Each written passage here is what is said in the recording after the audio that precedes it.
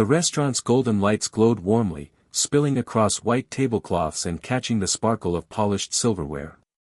Amid the hum of laughter and clinking glasses, Emma adjusted the strap of her simple dress and glanced nervously at her son, Daniel, who sat quietly beside her.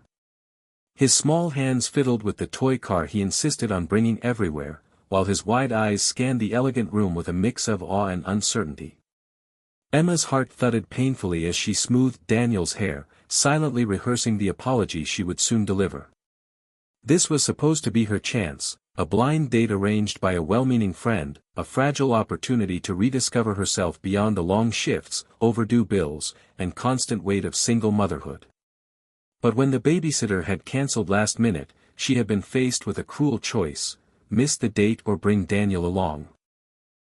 And so here she was, bracing herself for disappointment, imagining the look of irritation or awkward pity on the face of the man she had yet to meet. As she sipped water to calm her nerves, the tall figure of James entered, a poised, confident CEO in a crisp navy suit. He spotted her immediately, his steps purposeful but unhurried. Emma stood quickly, her cheeks flushing as she whispered, "I'm so sorry. I had no one to watch him." She expected the familiar sting of judgment, the polite smile masking disinterest. Instead, James lowered himself to Daniel's level, extended his hand, and said warmly, "Well, I was hoping to meet someone special tonight. Looks like I've met two." In that moment, Emma's breath caught, realizing this evening might hold something far different from what she had feared. Daniel blinked at the man's words, then shyly placed his tiny hand into James's. The boy's cautious smile broke the tension, and Emma felt her chest loosen for the first time all evening. James pulled out a chair for both of them, as though the arrangement had been planned all along, and waved to the waiter with a practiced ease. "Do you like spaghetti?" he asked Daniel, lowering his voice conspiratorially. The boy's eyes lit up, and he nodded with an enthusiasm that made James chuckle. Emma, on the other hand, sat frozen, overwhelmed by the stark contrast between what she had expected and what was unfolding before her. She had prepared for excuses, for polite detachment, maybe even for subtle rejection, but not this. Not kindness. Not interest. She found herself blurting out, "I really didn't mean to make things awkward. My life is just, complicated." James leaned back in his chair, his expression open, calm. "Emma," he said softly, "life is supposed to be complicated. It's the complications that show us who people really are." His words weren't grand or rehearsed, but they landed in her heart like an anchor after months of drifting in doubt. The waiter returned, menus in hand, but Daniel was already animatedly describing his toy car, and James listened as though it was the most important story in the world. Watching them, Emma felt a tug of something she hadn't dared to let herself feel in years: hope. For the first time, she wondered if maybe this blind date wasn't just a chance for her, but perhaps the beginning of something bigger than she had ever allowed herself to imagine. Dinner unfolded with a surprising ease, as though the three of them had always shared a table. James asked Daniel questions that most adults ignored, about his favorite superhero, his dreams of building race cars, and even about the best flavor of ice cream. Each answer drew laughter, and each laugh chipped away at the wall Emma had built around her heart. Still, shadows of doubt crept in. She remembered the long nights of working double shifts at the diner, the judgmental stares when she paid for groceries with coupons, and the countless times she had heard whispers about a girl who made bad choices too young. She wasn't naive, men like James didn't end up with women like her. The gap between their worlds was too wide. Gathering her courage, she finally asked, "Why aren't you upset?" "Most people would have walked out the moment they saw I wasn't alone." James paused, setting down his fork, and his gaze softened. "Because you showed up," he replied simply. "Do you know how rare that is? Most people quit before they even give themselves a chance. But you came. And that tells me more about you than any first impression ever could." His words struck deep, not as flattery but as truth, raw and undeniable. Emma felt her throat tighten, and she blinked hard to keep tears at bay. Daniel, oblivious to the weight of the conversation, grinned as the waiter set a bowl of spaghetti in front of him. Watching her son twirl noodles around his fork, Emma realized she wasn't just being seen tonight, she was being understood, and that was far more powerful than anything she had dared to hope for. As the evening deepened, the restaurant grew quieter, and Emma found herself leaning into the warmth of James's presence. He didn't fill the silence with meaningless chatter, instead, he asked thoughtful questions that made her feel heard, about her love of books, her dream of studying design, even the little sketches she made in the margins of her notepads during late shifts. For years, she had buried those pieces of herself under layers of exhaustion and duty, but with him, they surfaced easily, like treasures long forgotten.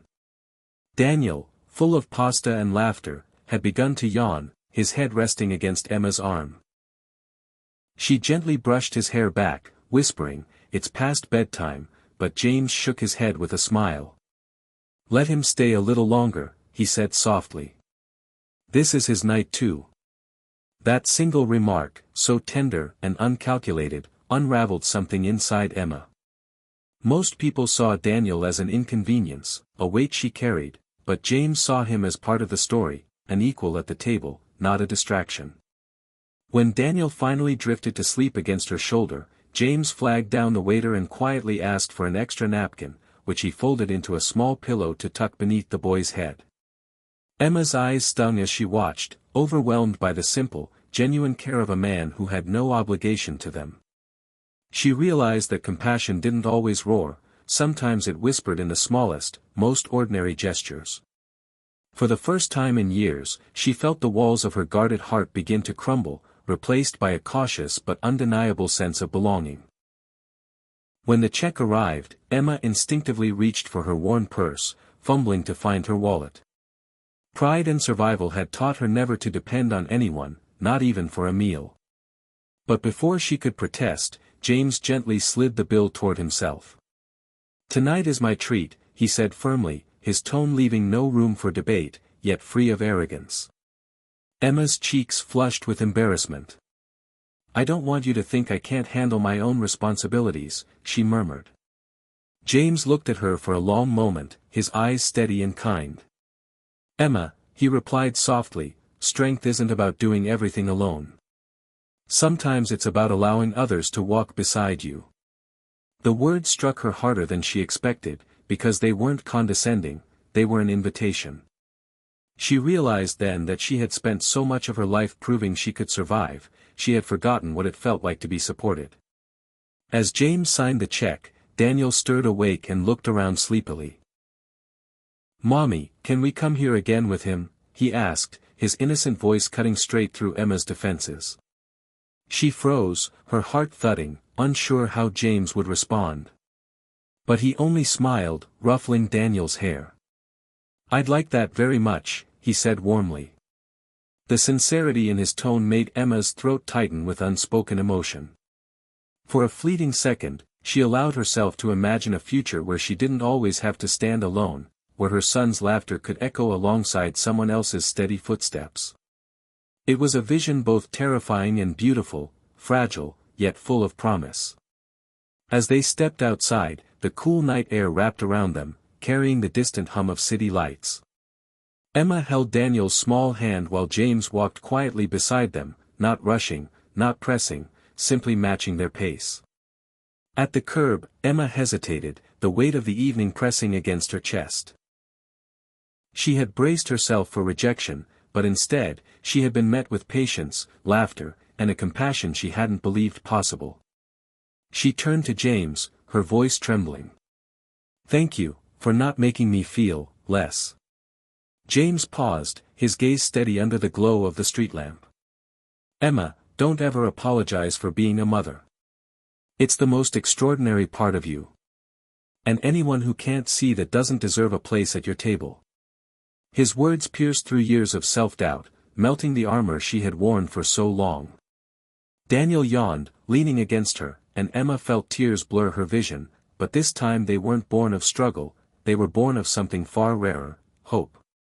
For the first time, she allowed herself to believe that kindness could rewrite a story, that love didn't have to be flawless to be real. As James helped her into the cab and gave Daniel a gentle wave, Emma knew life hadn't magically changed overnight. The bills, the long hours, the challenges. All of it still waited. But what had shifted was her heart. She no longer saw herself as just a struggling single mom surviving day to day. She was someone worthy of respect, of love, and of a future she hadn't dared to imagine. And as the cab pulled away, Emma realized the night hadn't simply given her a date, it had given her a reason to dream again.